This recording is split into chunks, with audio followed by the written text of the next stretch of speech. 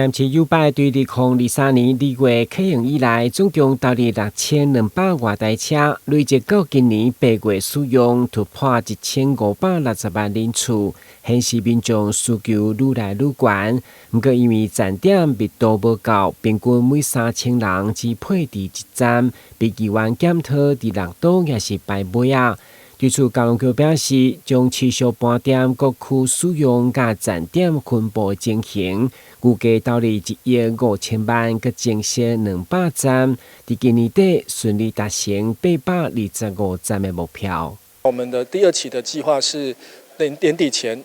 微笑單車公司要完成到825站。那我想我們會持續的再來，跟地方的需求來配合，因為，隨着站點越來越密，那可以設置的空間其實越來越難找了。不過就是說，我們還是會朝加密站點，有的地方來加密站點。那另外是比較外圍，原來台南縣的這些區域，如果有需求，我們會來多增加幾個站。當然，優擺規模擴大，不只是提升使用利便，結合各地特色行銷以外，也是為落實永續交通甲城市集團發展。當然，新聞滾集採訪報道。